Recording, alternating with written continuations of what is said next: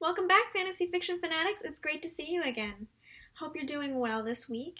And today I'm really excited because we're finally getting to our second character analysis. And we're going to be discussing the character Aragorn, son of Arathorn from Lord of the Rings. So I decided to pick another character this week since it's our second one that's familiar to a lot of people, whether they've read the book or not. A lot of people have seen the movie, so it's something that more people can be interested in and understand and already be familiar with in order to have this discussion. So as we keep going, I'll go ahead and pick other characters that are less well known or attached to certain books that we're reading or anything else. But I just thought today we would go ahead and start with another well-known story, so that way more people would be invested and be able to see and relate to what we're talking about. So I've got my trusty dusty notes as always right here, just that I'm going to be referencing them and probably looking at them just to make sure I'm talking about everything I want to and mentioning everything that I have thought up for today. So yeah, let's go ahead and just get started. So first I want to discuss the basics or the overview of this character, just so we can kind of have a basis to start with, as always. Just like in my other videos, we go ahead and do a recap of what we read, even though we already know. It just gives us a basis of where we're at and what we've looked at, so everyone's on the same page. So what I've got here for my list, go ahead and let me know in the comments if you think of anything else that I should have mentioned in this basics list, or anything else that you think is really important for an overview of this character. So I've got he's got the connection to the elves. He lived with them for a very long time, and we learn that about him. We've got that that he's part of the Dunedain, which is the rangers that are from the north. He helps Frodo and Sam to the elves. That's how we first find him, is when Frodo and Sam are trying to get away from the Shire with Merry and Pippin as well, and he comes in and saves them. And then we've got that he's part of the Fellowship. He breaks away from Frodo and Sam in order to save Merry and Pippin when they're captured after the fight with the Uruk-hai in the forest after the first book or first movie toward the end. And he aids Gondor when they are attacked in the third episode, or the third book / third movie. And he is the lost king of Gondor, who ends up being able to control the ghost army and releases them afterward, as well as becomes the new king after the Mordor has been defeated. So that's like the main points, or main characteristics, not really characteristics, main idea of this character, kind of how he progresses. We know the basics of where he's from. He's from the elves, and he's also part of the Dunedain. Yeah, he was known as Strider because he was a ranger in the north, those kind of things. And then we have where he helps them and helps Merry and Pippin, and then it progresses into him being set up to help Rohan, and then in turn he leads Rohan to help Gondor and becomes the king that he was always meant to be, since he is the lost heir.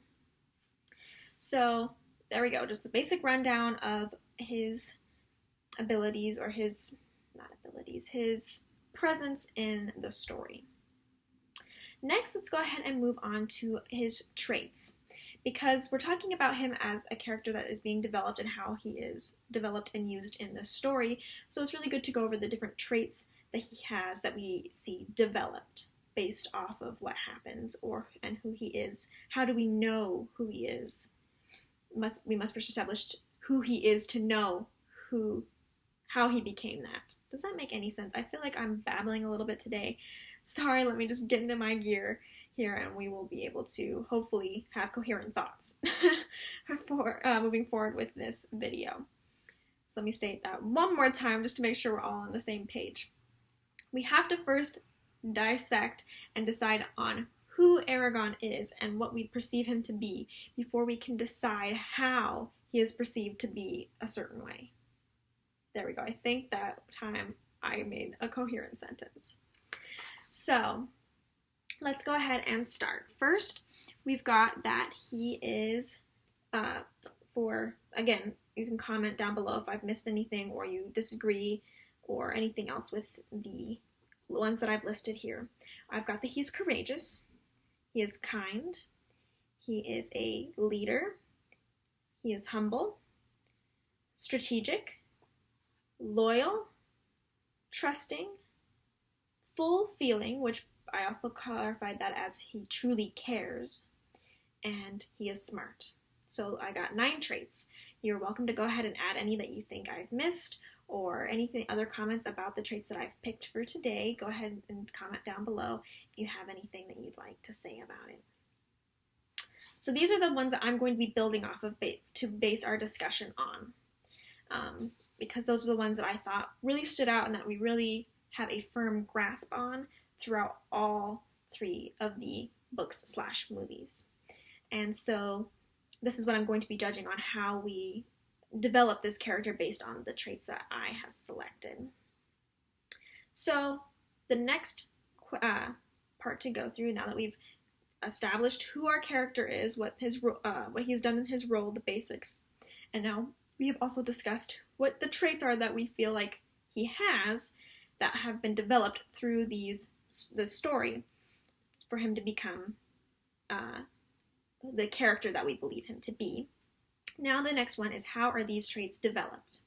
And this is a very important question, because if it wasn't developed, we wouldn't get the sense of who he is and get the sense of these traits. So it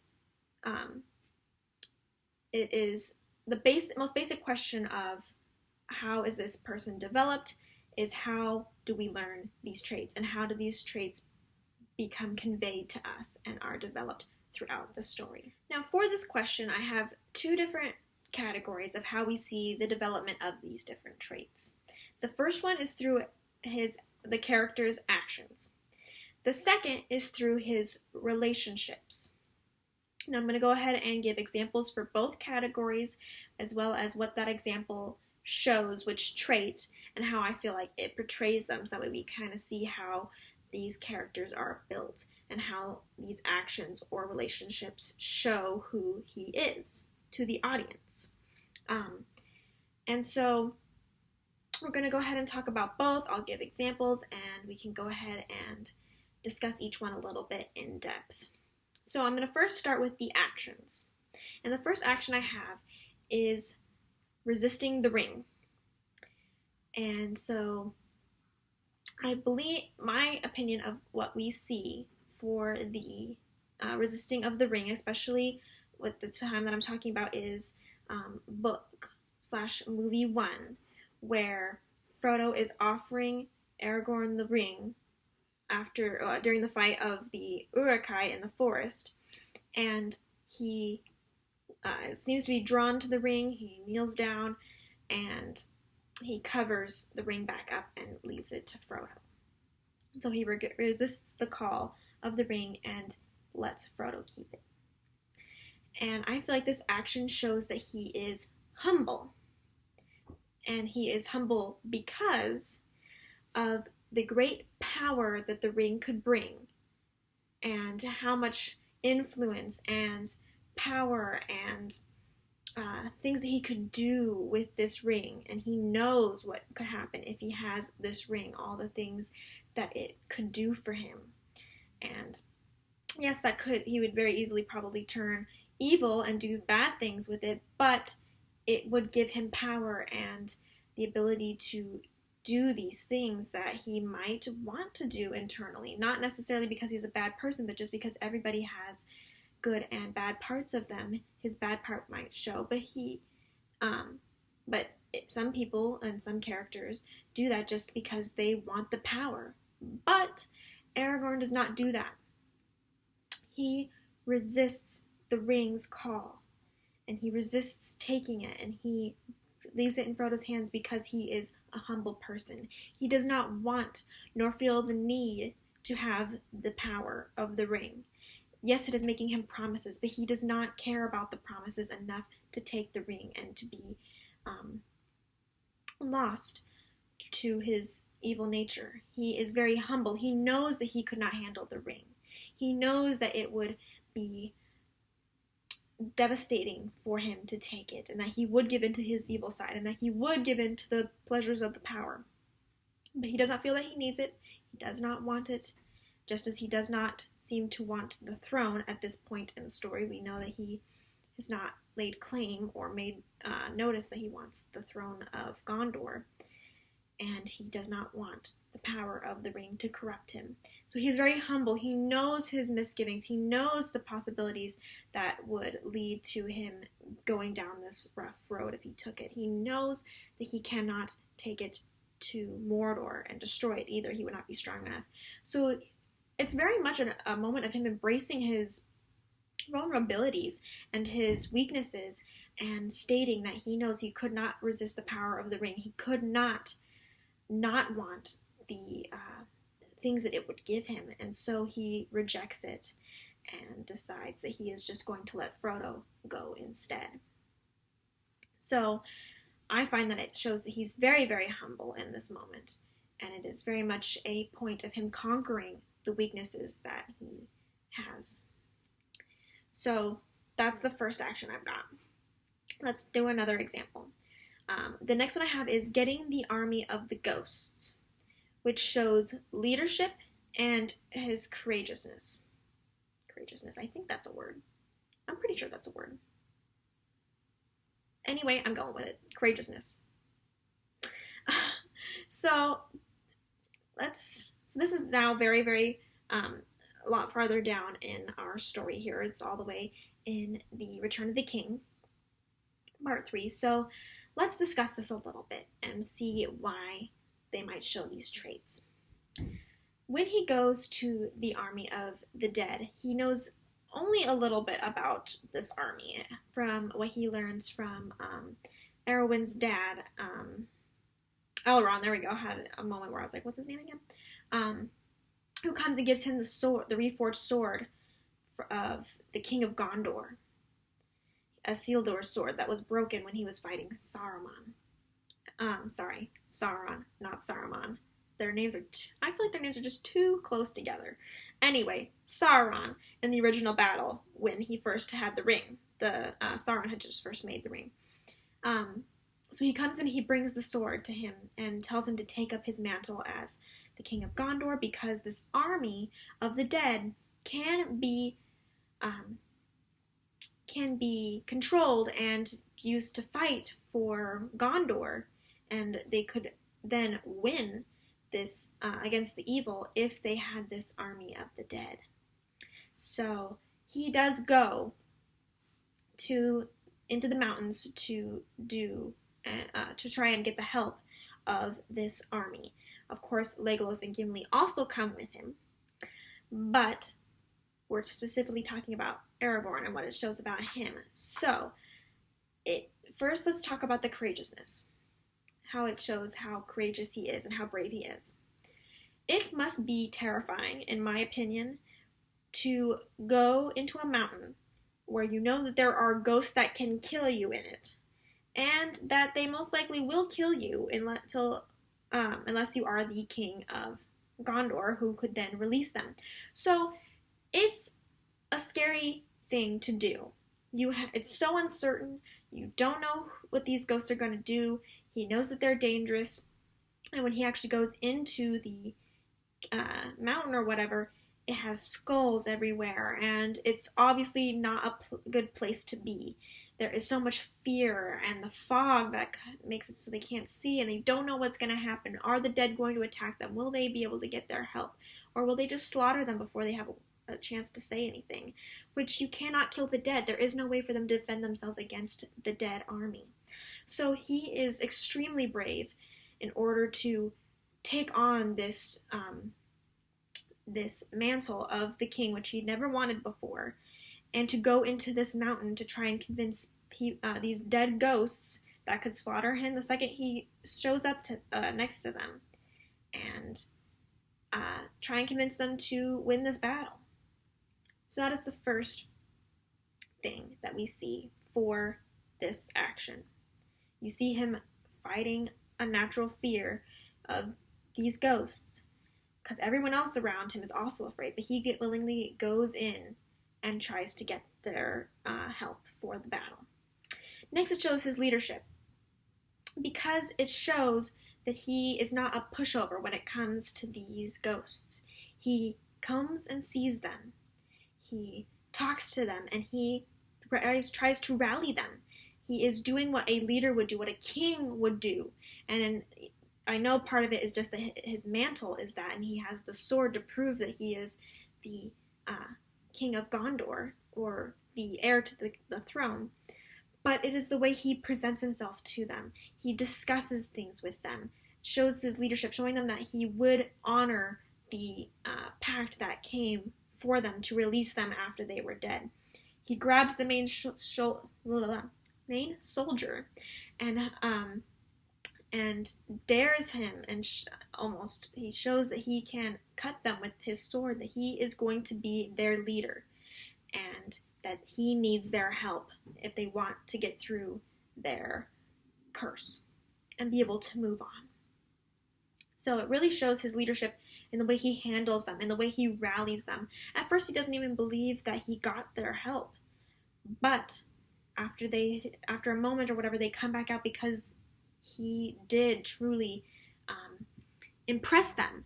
He did actually make a difference, and to show that he will do as he is honor bound to release them from their curse after they help him out.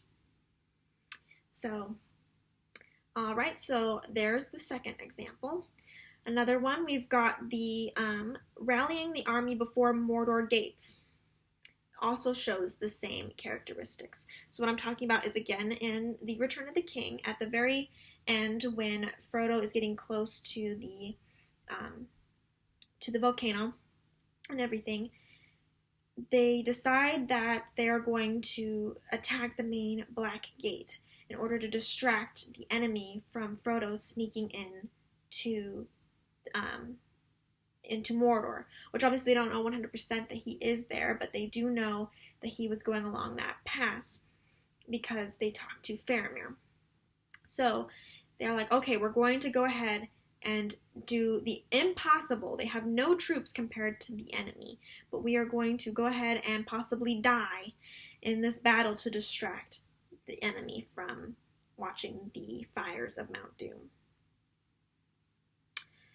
So that, again, we show the courageousness of Aragorn, because he is willing to go out there himself, be the leader of these people, and fight, most likely ending battle. It basically is a suicide mission, but he is brave enough to take it on, and to take his troops, and to be like, if we're going to win, we're going to do this. Yes, we're probably all going to die, just as Gimli says, there's no little chance of success, but it is worth it. And so he is brave and courageous and will go ahead and fight them anyway. As well as then it also shows his leader aspect in the fact that he, again, rallies these troops. Again, he shows that he is a leader willing to be at the forefront of this battle, to lead his people into this battle, to lead the world hopefully into a better place by taking these risks. He rallies them when they're first there, and he does the clinking of his, I'm getting my two mixed up, Rohan and him. He rides in front of them back and forth and yelling at them, rallying them, showing them that they could do this, that this is for the greater good. And they go ahead and attack. So it really shows both of those qualities, both of these times when he's dealing with these armies, that we see his leadership. We see that he could be a good king, that he will stand up and fight with his troops, that he will lead them and try to do the right thing. All right, next one I've got is he hunting the Uruk-hai when they stole or kidnapped Merry and Pippin. So this, it's kind of more of a set of actions. It's not just one thing, but just him doing this in general. Shows that he is cannot speak today, I'm so sorry. Strategic, and that he is smart. Those two traits kind of go together. The way that it shows that he is being strategic is because he knows exactly how much he needs to do and how he plans to go ahead and save Merry and Pippin, because he doesn't just, yes, they do have to catch up to the Uruk-hai, and he is tracking them and trying to get to them, but he also knows that they need Merry and Pippin if they are going to kidnap them versus just kill them. So he knows they're not going to be killed right away, and so he doesn't totally go up to them and try and close the gap and fight them all on their own, because they know that this is a big group of Uruk-hai. It's going to be a really hard thing to do to fight them all. So he doesn't try and catch up with them quite right away. They do want to gain on them, and they do not want to lose them.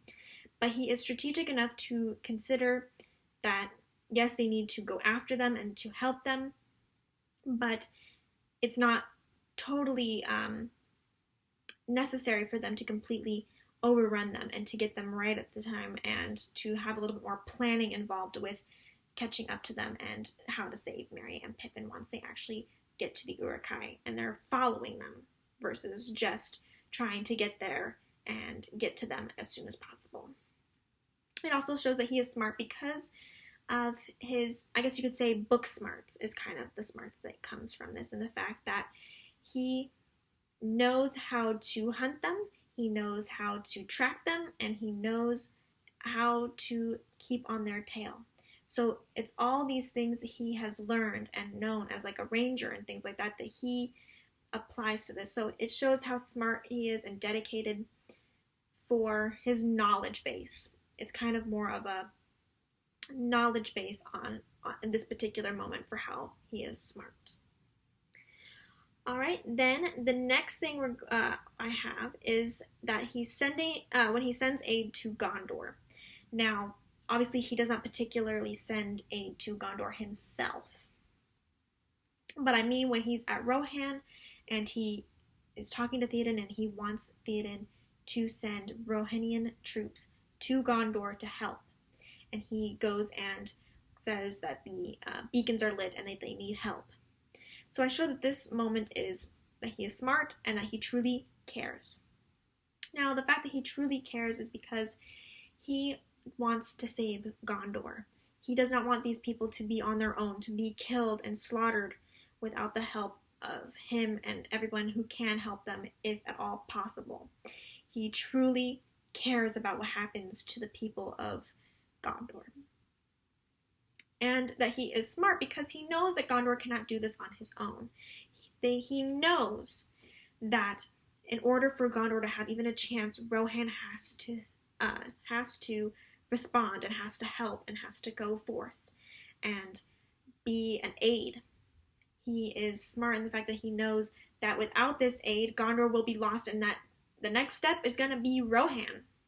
It's not going to just stop at Gondor. So unless they all come together and help one another, they are lost as a world, as a human race, because Mordor will just knock everyone else one by one, will defeat all of them by all the troops that they have, and the world will be wiped out. So he is smart now in this way, in more of a general sense of like, hey, this is what we've got to do if we're going to survive, and has his smarts on saying, hey, this is what has to happen. You can't hold grudges against Gondor. You have to be the aid that Gondor needs. Whew. All right, sorry, give me just one moment. Need a second to drink.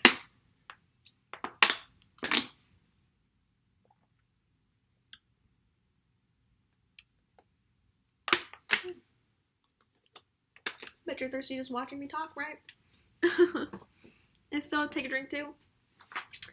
Alright, the last one I have for actions is him saving Merry and Pippin, which shows that he is loyal and that he truly cares. So he obviously truly cares about these hobbits, otherwise there would be no point in him going and saving them. And that's why, and it's kind of like the loyalty portion builds off of the truly cares part. He truly cares about Merry and Pippin, and he truly wants them to be safe and not to die heedlessly and meaninglessly. He knows that they are not fighters, and that they have gone just to doing these scary things and just in order to save and help out their friends. So he truly cares about these hobbits and what happens to them and what he can do to save them. And with that, he is also very loyal to them because he is loyal to the people that he cares about. He's not going to just let them fend for themselves. He knows that they can't do anything. He knows that they are not fighters, that they're not strategic soldiers, that they have no battle training, that they have come from a life of leisure and gardening and just having parties and dancing in pubs and singing in pubs, and any other hobbit that just enjoys life and the basic sense of just being able to enjoy life. So instead of just saying, hey, they got captured, what are we going to do? He knows that Frodo and Sam can handle themselves, that they are going to be able to do what they need to do, so he is going to be loyal to his companions, the people that he cares about, and be like, hey, we need to go save them. And that is what I'm going to do, even if I have to do it on my own. All right, next is relationships. I've got 4 different examples for relationships. All of them have the truly cares part as a trait that comes of their relationship that is shown through that. And I'm just going to go ahead and knock those right out of the way for all of them and talk in a generality in the fact that he has to truly care about the relationships that he has in order for these other traits to evolve. Because if he doesn't care and he doesn't know what's like going to happen with them and he's like, okay, whatever, then there is no real relationship that they can build that will have other traits attached to them. He has to care in order for him to be loyal or trusting or anything else. He has to truly care about these people, and he does for all of them. They're all his friends, and he all wants them to be safe and make it through the end of this war. So let's go ahead and start with Legolas. Legolas is kind of, at least in my opinion, I got the sense that it's kind of like Legolas is almost like his best friend, or the closest thing he has to a best friend. And so we see that he is very loyal to Legolas and that he is very trusting of Legolas. He really trusts Legolas to have his back. And of course, he also has Legolas's back, but especially for Legolas to have his back, to help him out when he needs it, to fight beside him, to always be there and go with him. For example, when he goes for Merry and Pippin, he asks Legolas to help him out, to trust in his judgment to go after Merry and Pippin. And he does. He also trusts him at Helm's Deep, where he's giving him orders and saying, hey, shoot, like with the Uruk-hai, the one that blows up the wall. He's like, bring him down, bring him out. He trusts him to be able to kill and fight good and to take orders from him, even though he's not really a position of power, especially in their relationship. But he trusts for him to know that, hey, Aragorn knows what he's doing and he can tell him this is what needs to be done. And he trusts him to be able to fight and to do good and to be there and to have his back to help protect him. So it's a very trusting relationship in that sense, both ways. And it's also very loyal because, of course, he stands by Legolas. He, just as much as Legolas stands by him, he is constantly, having him as a companion. He is loyal in the fact that he wants to keep him safe, so he tries to tell him that they shouldn't come to the army of the dead mountain because he doesn't want them to get hurt. He stands by his friends and his friends' judgments and tries to look after them look after him as best he can. The next relationship is Gimli, who is very closely linked to Legolas, and the fact that it's usually the 3 of them as a trio from the 2 towers to all the way through to the end, pretty much, is that he has kindness and loyalty are the other traits that other than that he truly cares, that Gimli shows by having his relationship with Aragorn. Now, the first thing of loyalty is, again, just like Legolas, is that he is loyal to Gimli. He's going to always save him, just like when in Helm's Deep the wall gets blown up and Gimli is down there, and he goes down there and he hauls him out when they're doing their retreat because he could not do it on his own. He sticks by him.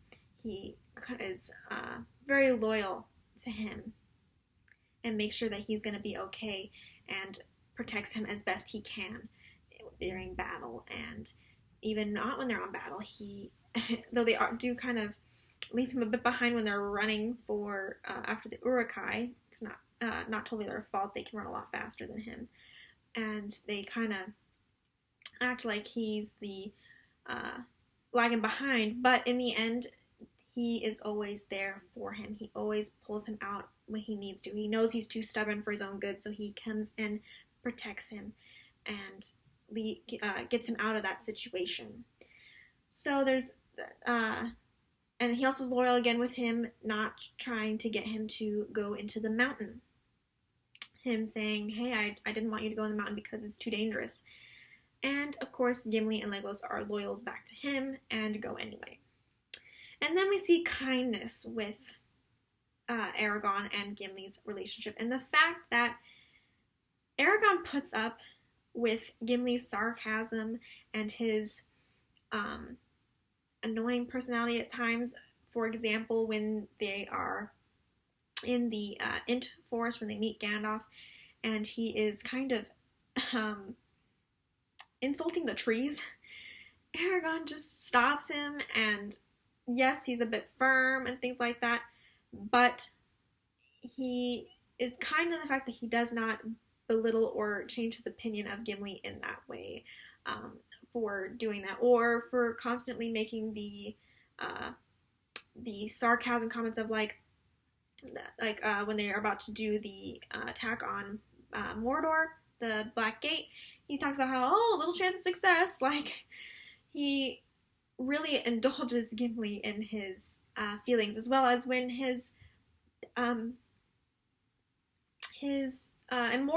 Moria, when all of his relatives basically are dead, especially his cousin, Aragorn is there to be there with him. Obviously, that was a situation where all of them were at high alert and things like that, but he is there and shows kindness to Gimli when he needs it, because even though Gimli believes that or acts like he is this tough guy, he also has this soft heart inside.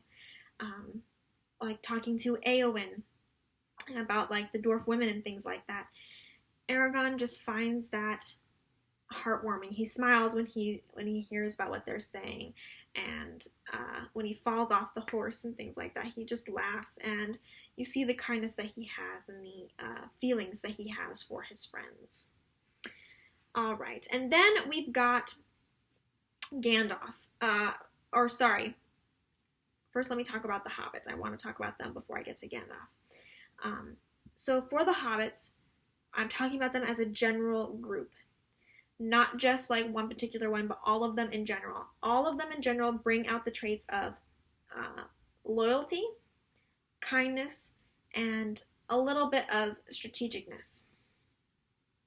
So, we've got for loyalty, again, he goes after Merry and Pippin despite everything, like the fight that it could be dangerous, despite that it's going to be hard work to catch up to them. He goes after Merry and Pippin because he is loyal to them. He cares about them, and he knows that Sam and Frodo can do their own thing. They've gotten their way, and he's going to go save the ones that really need help. So he is loyal. And he is loyal to Sam and Frodo in the fact that despite it being almost pretty much a suicide mission, if it had not been for the ring being destroyed, all of them would have died when they go to the Black Gate to distract Sauron from watching the Mount Doom.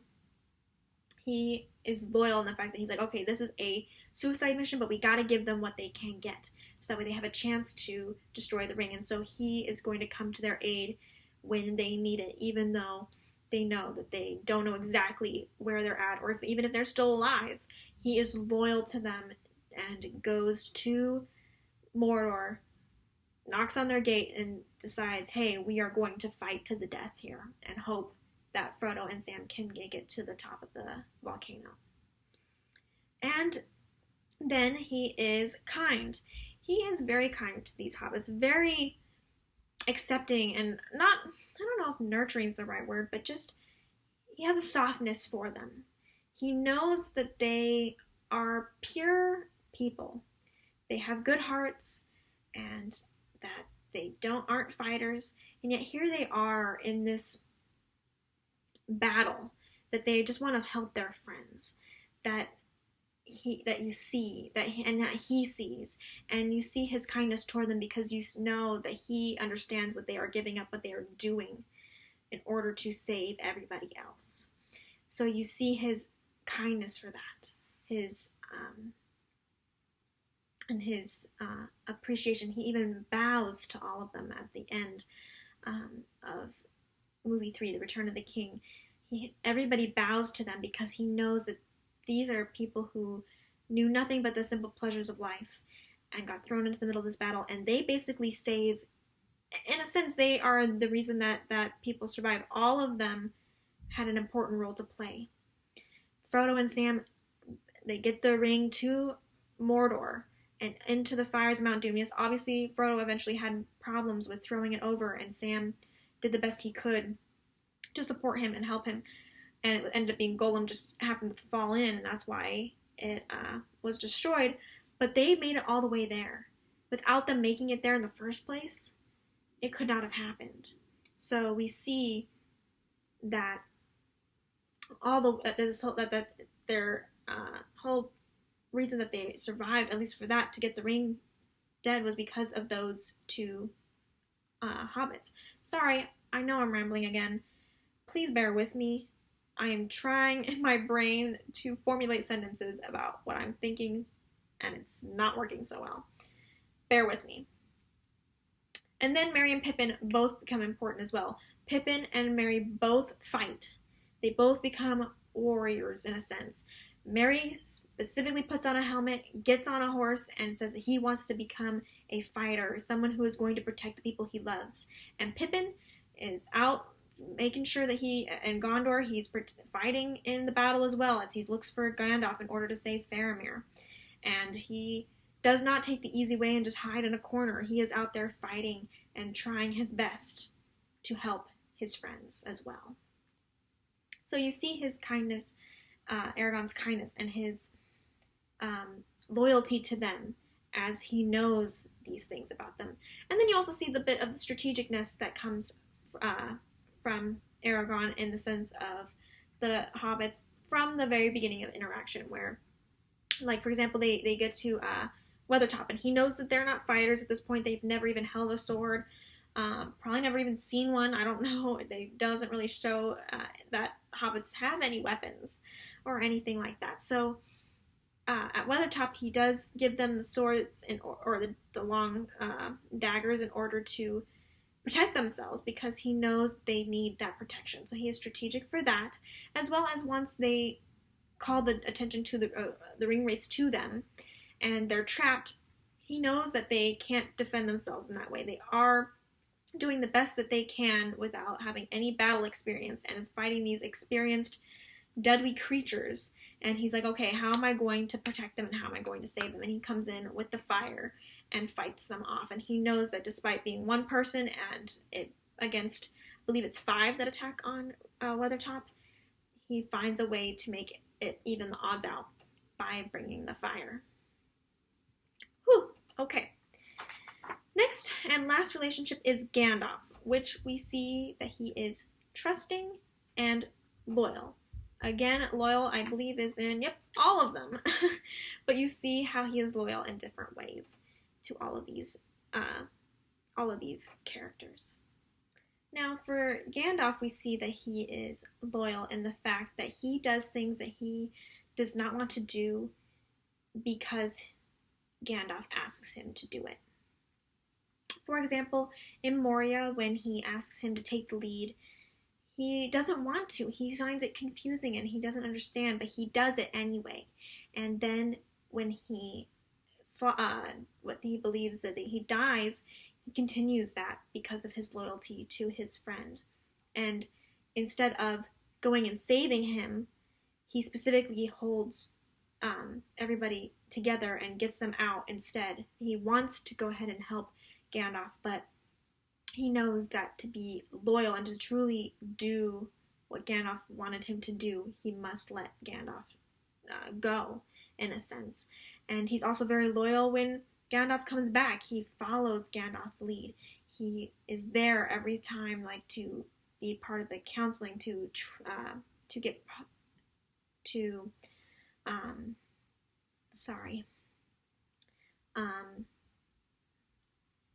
follow his lead, and then I guess this is where I'm going to get into the trusting part, to trust what Gandalf says and to follow through with it. So let's go ahead and transition over to trusting, because loyalty and trusting is very, very similar and goes kind of hand in hand. He trusts Gandalf a heck of a lot.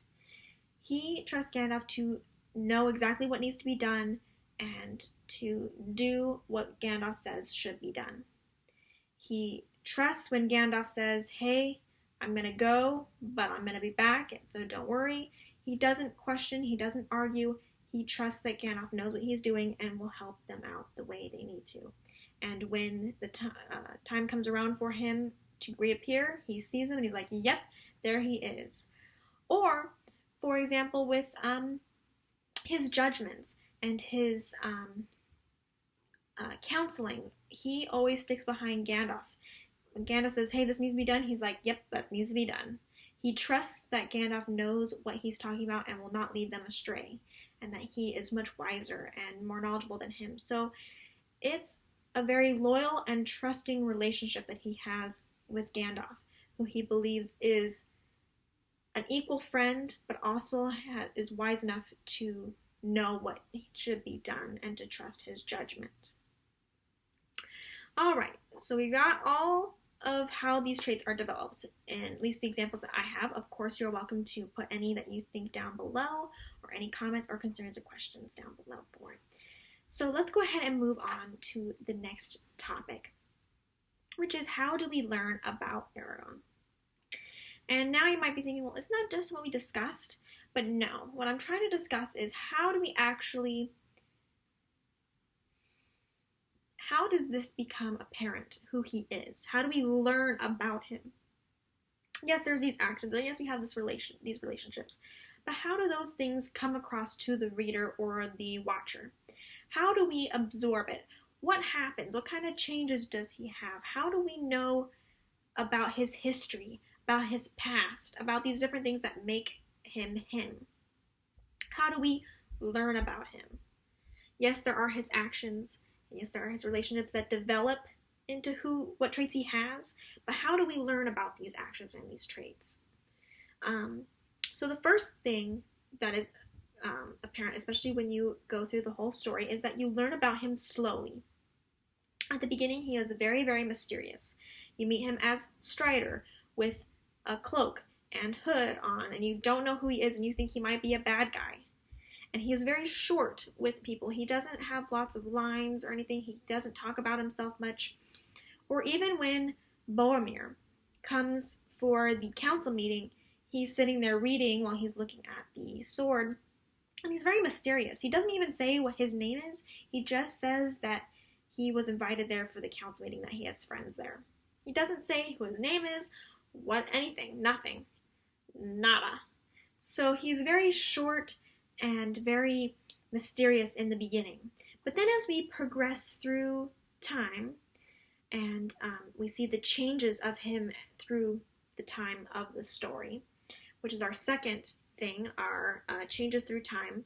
At first he seems rough and mysterious, and then as we keep going, he slowly seems to bloom, or to open up, or to become softer, I guess, in a way. Is that then he's not mysterious, he's not he's not rough around the edges. He is fully developed and his own person that we trust and root for and that we want. We see that he is smoothed out. He kind of is like, okay, we're not sure, unsure, and then we slowly, gradually am like, okay, this is who he is. This is who he is. This is what we're learning about him. This is who he is. And he becomes a prominent character, somebody that you really see and trust and want to know what's going on with. And that has a lot that you know about him, and is more open as a character. Let me know if you have any comments or questions or concerns about that. I know it's a little bit hard to discuss some things when like that. I don't know if I'm explaining it very well. Then we see moments that really show who he is. So strong, notable moments. Now, yes, we just talked about the actions that he has, and all three of them that I have listed for the moments I want to share that are notable, we did already discuss, so we're not going to rehash them as much. But there is a difference between just actions and notable moments. Sure, the author has to set up these notable moments because they are the writer and things like that. But most of these notable moments come from a reader or a watcher who has watched or read this moment, and they just feel the power and be like, dang, this is who this person is. This really defines them. I really like this character. I really hate this character. Or I really just don't know about this character because now it's created complications or whatever else it is. Those moments are the ones that hit you and you feel like, man, this is who this character is. Now, what does that say for me? Or what does that do? Or how does that define them? So let's get some of my examples. The first one is resisting the ring, which is what we talked about with Frodo during the Uruk-hai battle and stuff like that in the woods, when Frodo offers it to him and he declines. To me, now obviously there are different notable moments for everybody, but to me, this is a notable moment because it is strong to resist all the power and, yes, evil and temptation of what power and greed and everything else could be. And he takes it and decides, I don't want that. I am not going to be that person. I reject it. I reject the power. I reject everything. I don't want to be evil. I don't want to do bad, horrible things. I reject it. It's offered to me gladly. It's whispering temptations into my ear, and I reject it. That is so strong to me, is to reject something that powerful, that consuming, something that whispers in your ear and makes all your worst thoughts, because nobody is perfect, all your worst thoughts come to the forefront and you just think, what I could do with that, and then to say no. Then, the next moment I have is deciding to save Merry and Pippin. That is a defining moment for me as well. And it's only a short time later after he resists the ring that this happens. Because he knows that he could do whatever he wants. He could leave them to their fate. He could follow Frodo and Sam. He could do whatever he chose. He could even just decide, hey, I'm just going to go home. The fellowship's broken up. I'm not needed. Peace out. But no, he says, I'm going to go into danger. I'm going to go into battle. I'm going to possibly by myself, if nobody else is willing to go with me, save those hobbits because they need someone to protect them and they can't do it themselves. So, Frodo and Sam are good. I'm going after Merry and Pippin. I am not going to let them die, even if it means I have to go fight every single Uruk-hai that has them by myself.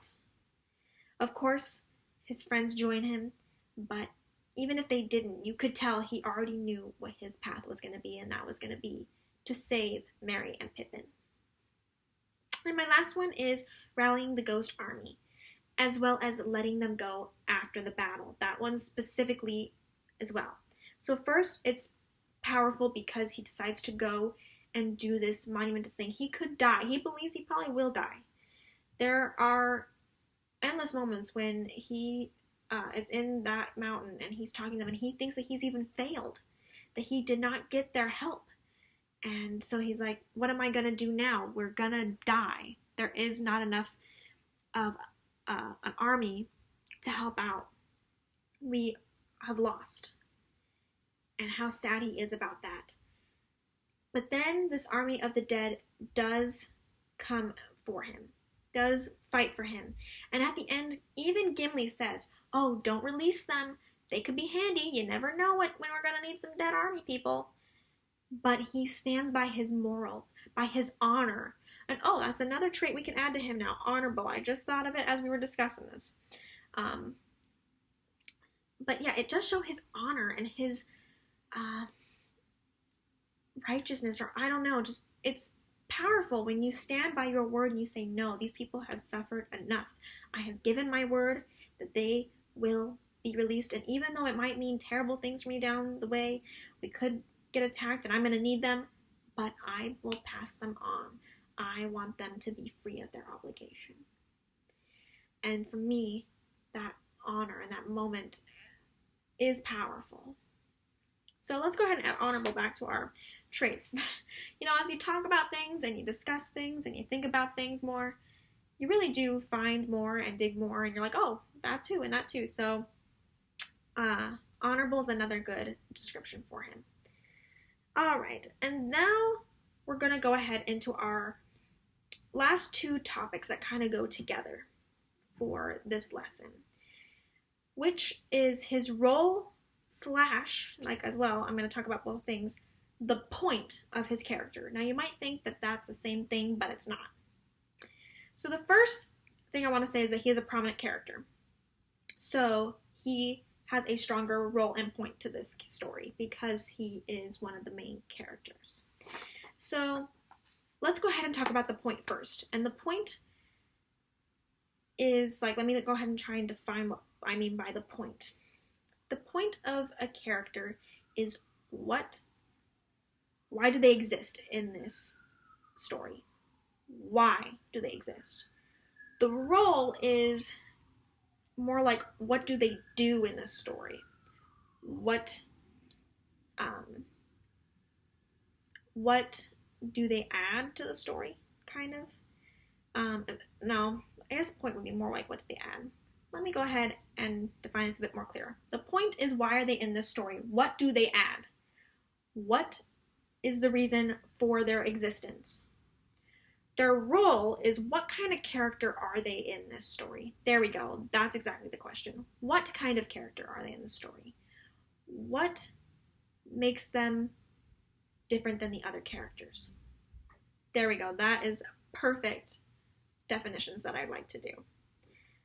Point is, why do they exist at all in the story, and what importance do they have? The role is, how are they different from the other characters? So there we go. We've got it. Good. Whew. Sorry for the potential mix-up there. But it's just so closely linked that it's hard to get which question goes with which one. But I had it in my brain, and I got it for you. We're good. So let's start with the point. The point for Aragorn is that he makes important events happen. Now, I've got several different things that I'm going to have as examples for what important events he makes happen. And the first one is he gets Frodo and Sam on their adventure. He gets them started, and he saves them from Bree. He gets them to the elves, and he gets them started on their journey through the Fellowship. So that's how he gets them started. He gets them until they're confident to take things up on their own. And he is the first one to help save them when Gandalf can't come for Bree. He leads them to the elves, so he gets them going in the right direction for what needs to happen. And for the Fellowship, when Frodo says he's going to take the ring to Mordor, he instantly is like the first person to offer his sword to help him get through the journeys that's going to be ahead. And once Frodo is good to be on his way with Sam, he lets them go. So he gets them going on their journey to make it so that way they can do what they need to do. Second is he gets Merry and Pippin back. That is very, very important, because without him going to get Merry and Pippin back, Merry and Pippin's roles would not be at all what they are in this story. It's very important that they get saved so that way they then become fighters and become important characters of these other aspects in the story that come later. It's also important because him chasing after Merry and Pippin lead him to Rohan and saving Rohan and doing the things that need to be done for Rohan in order to help free the world. So, That's kind of like a two-in-one thing. Because he is helping Merry and Pippin, he saves them, which is important. Well, kind of. I mean, they get saved by going into Fangorn Forest and seeing Gandalf, but that was also partly they were able to help because they were chasing them. They knew that the Uruk-hai knew that they were chasing, so he helped them lead them there, and then he was able to find Gandalf and save Rohan. Next, he helps Rohan, which, as what I just said, is what got him there, was helping Merry and Pippin. The important thing is that he helps Rohan. He helps save their king with the help of Gandalf, and he helps them at Helm's Deep. He's a fighter. He helps be in charge of the troops. He offers help. He does everything he can in order to save these people, and it's very important that they are saved in order for the Rohinians to then be able to help Gondor. And then he helps Gondor. He gets the army of the dead and is able to use that army in order to save Gondor and from being annihilated, as well as Rohan. He turns the tide of the war.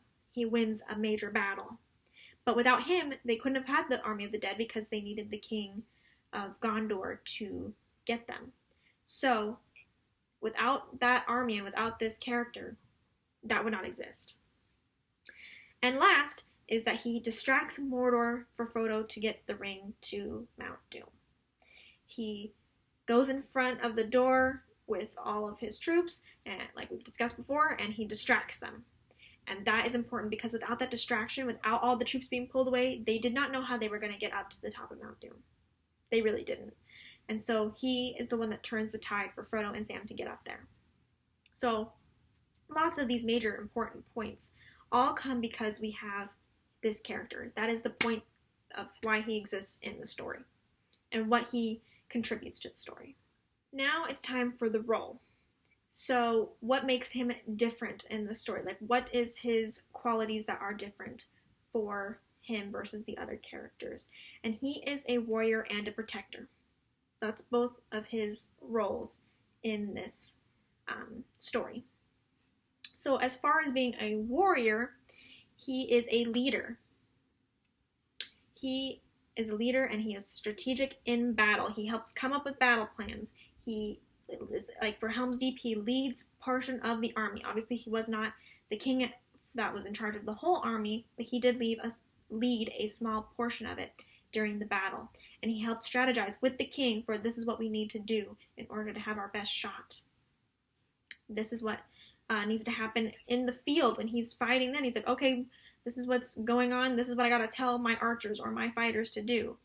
He fights and he strategizes and he is in the midst of the battle. Same thing with in Gondor. He is fighting the enemy. He is killing the enemy. He is a warrior. Also, he is a hunter and a tracker, which leads to the warrior and protector portions. Because, for example, when he's hunting the Uruk-hai and tracking them down, this is being a protector because he is trying to help and save Merry and Pippin. It is also being a warrior because this is able for him to track his prey or his enemy, where he is going to go and fight and kill them if he can. So for that, it's traits for both protecting and being a warrior. Now for protecting, he protects the hobbits. He protects Merry and Pippin by, as best he can, by going after them. That is his protector role, as he is trying to protect them by getting them back and making sure that they are safe and sound. He protects Frodo and Sam as best he can. Like, for example, when he goes to the Black Gates of Mordor, he stands up to the enemy in order to protect Frodo and Sam from being discovered when they're trying to get to Mount Doom. So we've got, in those two ways, it's kind of like invertent protector roles. But then he has a very real role of protecting them by Weathertop. He protects the hobbits who are attacked by the Ringwraiths because they start that fire. So he saves them and protects them. And during the battle with the cave troll in Oh my gosh, we were just talking about it, and now I'm like having a mind blank.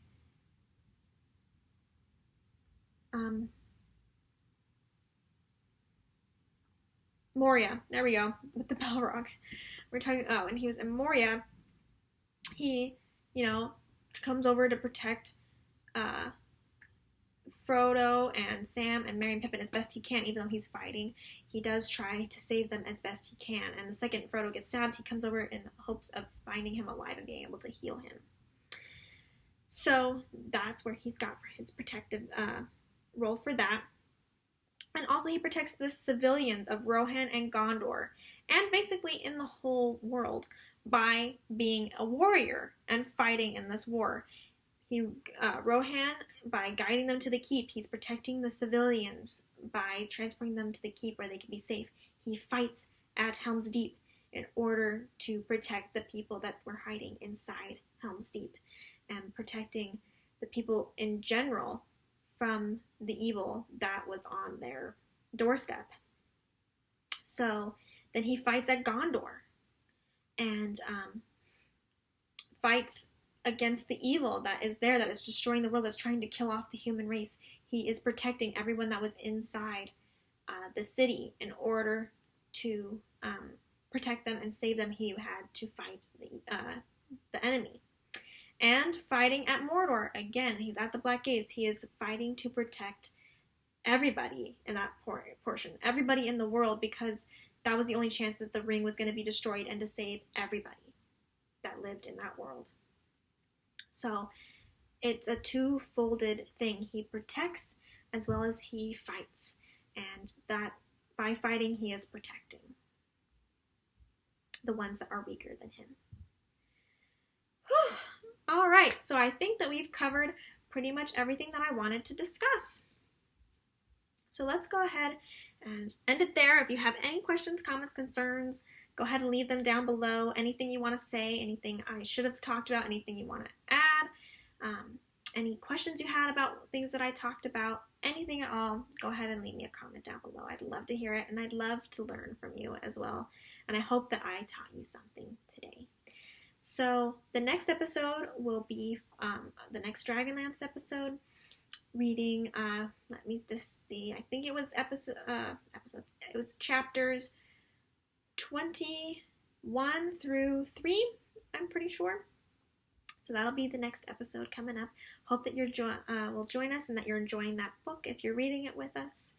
And yeah, I hope you have a wonderful day, and I'll see you in the next video. And yeah, see ya.